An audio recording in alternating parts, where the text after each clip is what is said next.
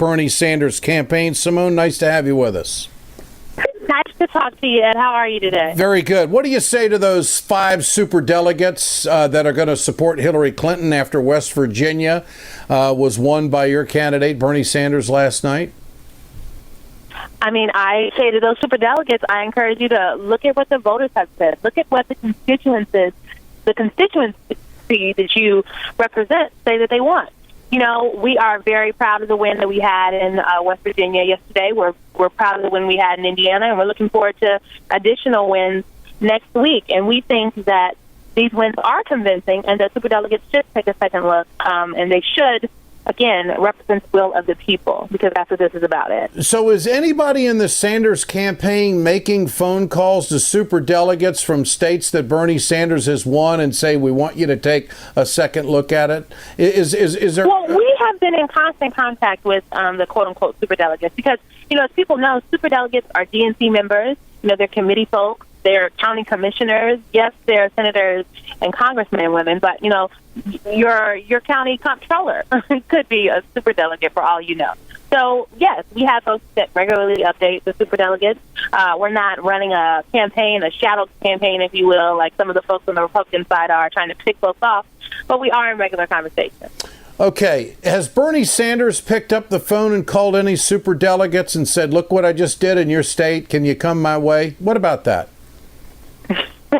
Well, that didn't happen today. I can say that. But again, our entire campaign is in regular contact with superdelegates. You know, the senator knows many of these folks. There have been people that have come out for us. We've had Representative David Bowen out of Wisconsin, who was a superdelegate that came out for us after we won the Wisconsin primary. So this is not an anomaly. We're not asking anybody to do anything radical. This isn't anything crazy. We are simply, you know, asking folks to take a second look.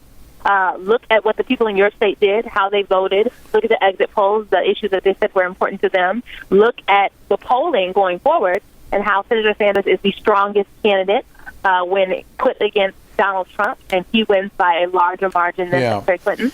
And if we want to defeat Trump in November, Bernie Sanders is the candidate that should and needs to be the Democratic nominee. I don't know how this would be such a hard turn for these superdelegates to switch to any candidate after a vote has been taken in your state.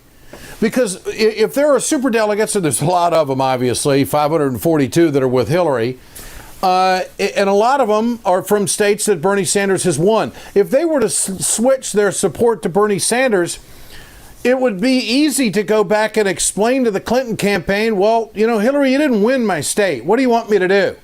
You want me to listen to my constituents? Because when you're president, I certainly want you to listen to the American people. I don't understand what the big turn is here. I mean, how hard is it to listen to people where you come from and the people you represent and the people that make your job possible? I find that amazing. Now, let's talk about the West Coast. Is this going to be a delegate gold mine for Bernie Sanders in Oregon and California? Your thoughts? Well, we think so, Ed. You know, Oregon and California are ripe territory for our campaign, particularly in California. Many of the progressive issues that the senator has made staple platforms and cornerstones of his message are things that Californians have already led the way on. We're talking about a $15 minimum wage. Folks have already been starting the conversation in California about, expanding health care, single-payer health care, criminal justice reform. So we do think this is ripe territory for us. Senator was just in California. He was in Sacramento. He was in Stockton. We popped down to San Francisco for an Ed Board meeting. He was in Oregon. And we think that we can pull out a win in both of these places. And we're looking for a win in both Oregon and California. Symone Sanders, National Press Secretary. Bernie Sanders, good to have you with us. Thanks so much. Thanks so much. You bet. Bye. Communication Workers of America, Alliance for American Manufacturing, Bio Green Clean, and the iSave team bring you Ed Schultz news and commentary. We're on the tube again tonight, 8 o'clock Eastern on RT America. You can go to RT.com. You can check us out on some cable systems and also on Dish and Direct. We'll see you tonight and back tomorrow.